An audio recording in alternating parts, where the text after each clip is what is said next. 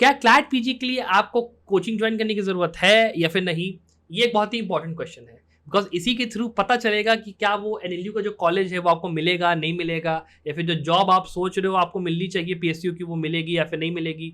तो इस वीडियो के अंदर जो कि आपने वीडियो खोली है, मैं इस चीज़ का पूरा आंसर करने वाला हूँ और मैं आपको पूरा बताऊंगा कि क्लैट पीजी की कोचिंग होती क्या है, कितने तरीके की आपको कोचिंग अवेलेबल होने वाली है, क्या फैक्टर्स आपको देख के चल रहे हैं जब चूज कर रहे हो कि यार कोचिंग लें कि ना लें, क्या एडवांटेजेस हैं डिसएडवांटेज हैं कोचिंग ज्वाइन करने के, और क्या आपको ज्वाइन करनी चाहिए कोचिंग या फिर नहीं करनी चाहिए, ये पूरा मैं बात इस वीडियो के अंदर करने वाला हूं। तो वीडियो लास्ट तक जरूर देखना।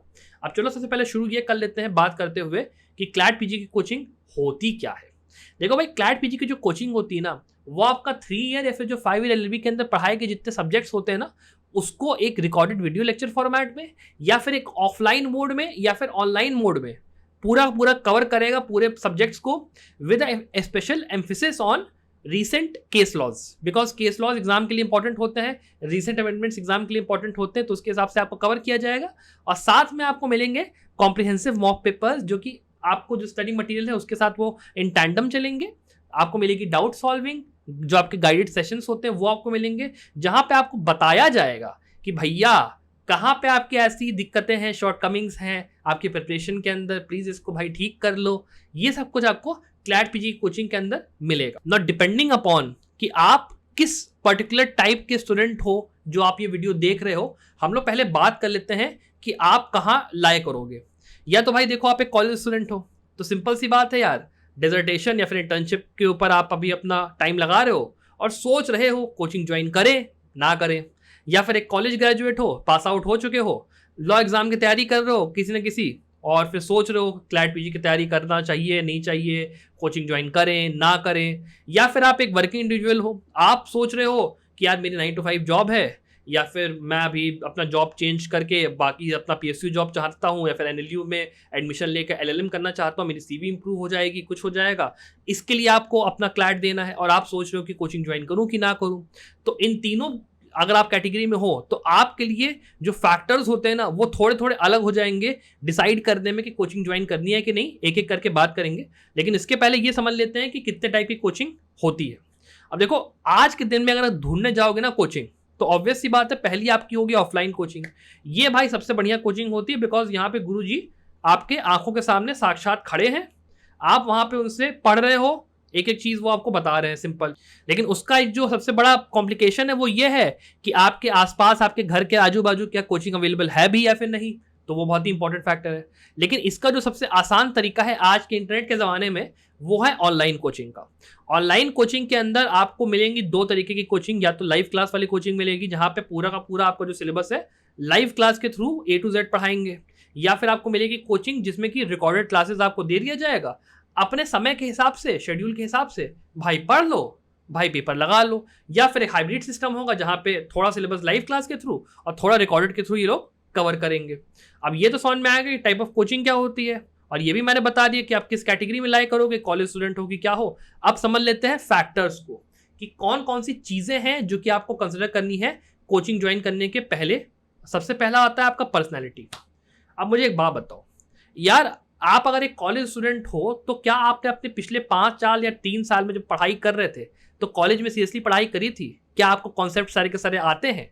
अगर आते हैं तो ऑब्वियस सी बात है कि आपको स्पेशल कोचिंग की उतनी ज़रूरत नहीं है, वो फैक्टर आप कंसिडर करके चलो। लेकिन भाई अगर आपने नहीं पढ़ाई करी कॉलेज में, या फिर कॉलेज समझ में नहीं आया आपको, तो फिर आपको कोचिंग ज्वाइन करने की भाई ज़रूरत है, बिकॉज आपको फ्रॉम स्क्रैच वो लोग पूरा का पूरा सिलेबस पढ़ाने वाले हैं, पूरा घोट के पिला देंगे। तो एक चीज़ें कंसिडर करके चलना। अगर दूसरे वाली कैटेगरी की बात करते हैं, क्या आपने कॉलेज पास आउट कर लिया है, तो भाई एक सिंपल सी बात है कि आप या तो सेल्फ स्टडी के थ्रू खुद पढ़ाई करते हो और आप लंबे लंबे घंटे बैठ कर अपना आराम से पढ़ाई कर पाते हो, आप दूसरे एग्जाम्स भी दे रहे हो, तो आपको पता है कि तैयारी करनी कैसे। या फिर आपने हो सकता है दूसरे लॉ एग्जाम के लिए पहले से ही कोचिंग ज्वाइन करके रखी हो, तो आपके लिए कोचिंग ज्वाइन करने का एज सच कोई यहाँ पे मकसद बनता नहीं है, क्योंकि आप पहले से ही तैयारी कर रहे हो, पहले से ही कॉन्सेप्ट्स क्लियर है, क्यों ज्वाइन करोगे? और पहले से या फिर अगर आपने पढ़ रखे हैं सब्जेक्ट्स को। लेकिन अगर आपसे सेल्फ स्टडी नहीं हो पाती है, आप डिसिप्लिन्ड नहीं हो, या फिर आपसे नहीं हो पाती है पढ़ाई इन जनरल, तो आपको ज्वाइन करने की यहाँ पे जरूरत है एज अ कॉलेज स्टूडेंट। फिर अगर हम लोग बात करते हैं कि आप एक अगर वर्किंग प्रोफेशनल हो, तो मेरी बात एक समझो यार, आपको ना कोचिंग अभी से ज्वाइन करनी है, बिकॉज अभी 5 महीने 6 महीने बाकी हैं, और अभी इस पॉइंट ऑफ टाइम पर आपने अगर पढ़ाई करना शुरू करी तो आपको जो टाइम की कमी है ना, उसको कहीं ना कहीं आप कैचअप कर पाओगे बाद में। बिकॉज अगर आप 3 महीने पहले जो क्रैश कोर्स वाली कोचिंग होती है अगर वो ज्वाइन करोगे तो फिर आपके लिए बहुत ज़्यादा मुश्किल होने वाला है, बिकॉज ये मेरे पर्सनल एक्सपीरियंस में आपको बता रहा हूँ, काफ़ी ज़्यादा कठिन हो जाता है आपके लिए कैचअप कर पाना तैयारी में। आपको कॉम्प्रिहेंसिव मॉक पेपर्स लगाने होते हैं, तो प्लीज़ ज्वाइन करना हो अभी से ज्वाइन कर लेना। और डिपेंडिंग अपॉन कि अगर मान लो आपने पहले अपने करियर में कभी तैयारी करी होगी, आपको पहले से कंसेप्ट क्लियर है, तो उतना आपको ज़रूरत नहीं है अपनी तैयारी के लिए कोचिंग ज्वाइन करने की। फिर बात कर लेते हैं टाइम की। अब भाई अगर कॉलेज स्टूडेंट हो, अपनी तैयारी को लेकर ज़्यादा सीरियस हो, तो फिर आपके पास टाइम है, ज्वाइन करो। डिसर्टेशन इंटर्नशिप पे ज़्यादा टाइम देना है तो उसके हिसाब से ये देख लो किस टाइप की कोचिंग आपको समझ में आ रही है, फिर उसको ज्वाइन करो। फिर अगर हम लोग बात करते हैं कॉलेज पास आउट स्टूडेंट्स के लिए, तो आपके पास तो भाई बहुत टाइम है, कंसिडरेबल अमाउंट ऑफ टाइम है। तो आप ये देखो कि आपकी पर्सनैलिटी टाइप कैसी है और उसके हिसाब से चूज़ करो, क्योंकि टाइम की कमी है नहीं आपके पास। और अगर आप एक वर्किंग प्रोफेशनल हो तो फिर ये समझ के चलो कि आपके पास टाइम की जो कमी है ना, वो एक बहुत ही सीरियस फैक्टर प्ले करने वाला है। तो जितनी जल्दी हो सके ये डिसाइड कर लो कि सेल्फ स्टडी के थ्रू या फिर कोचिंग के थ्रू आपको पढ़ना है, डिपेंडिंग अपॉन कि आप सेल्फ स्टडी पे यकीन रखते हो या फिर आप कोचिंग ज्वाइन करने में यकीन रखते हो। और अगर आपको लगता है कि केवल क्लैट पीजी स्पेसिफिक आपको जाना है तो आप समझ लो। फिर बात कर लेते हैं मनी के हिसाब से।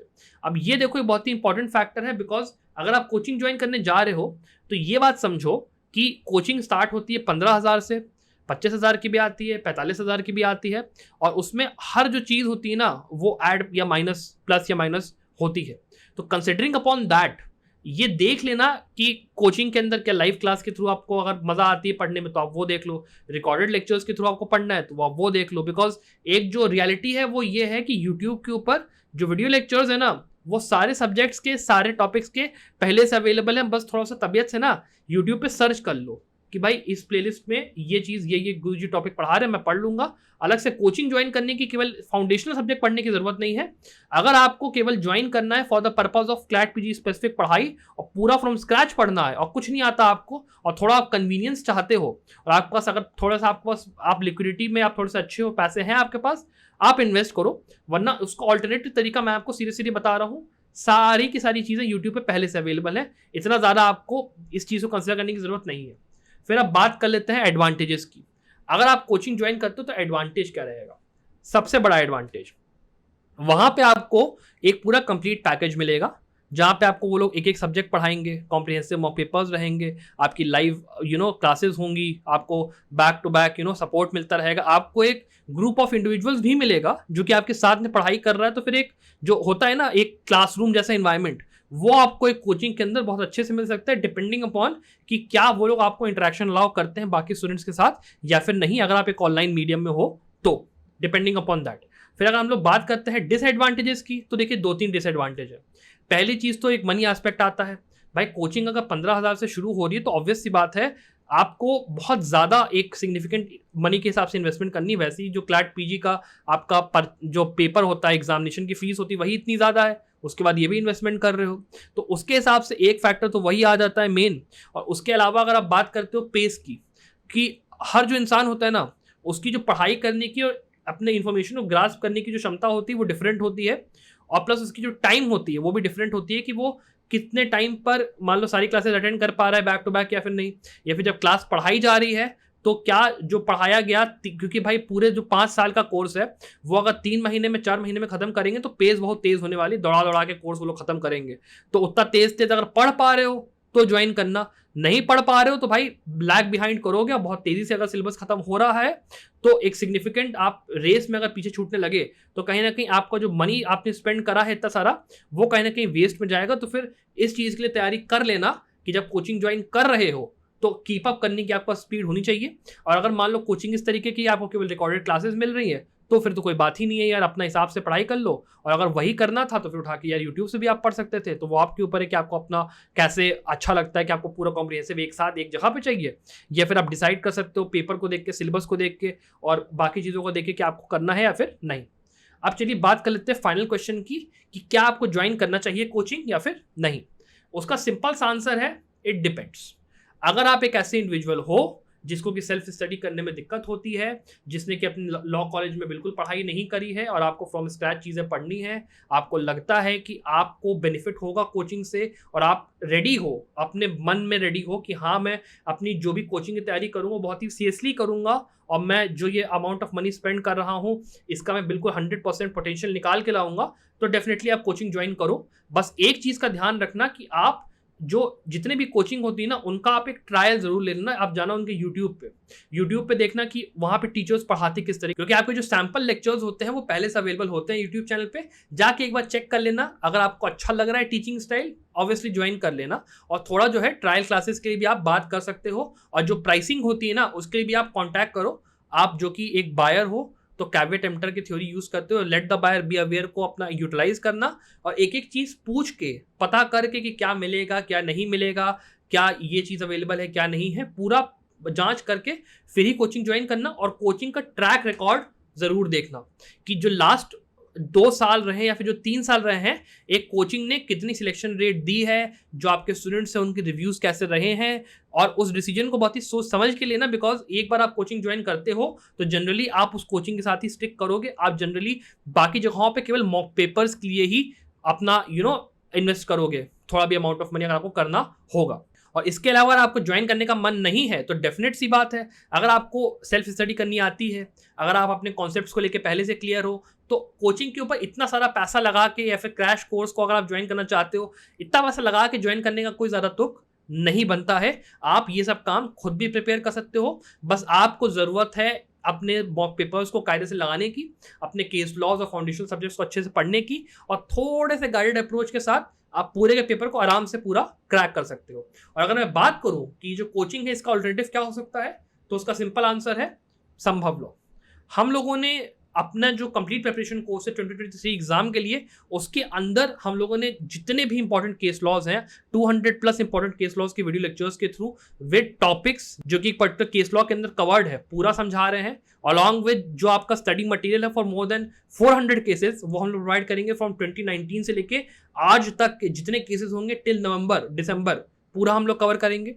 साथ ही में हम लोग तीनों साल के, चाहे 2020 की बात करो, 21 की बात करो, 2022 की बात करो, तीनों एग्जाम के पैटर्न के हिसाब से आपको कॉम्प्रिहेंसिव मॉक्स प्रोवाइड कर रहे हैं। और अगर आपको लगता है कि आपको वो मॉक पेपर्स ट्राई करने की जरूरत है तो हम लोग ने नीचे डिस्क्रिप्शन के अंदर 3 आपको फ्री मॉक पेपर्स अवेलेबल कराए हैं।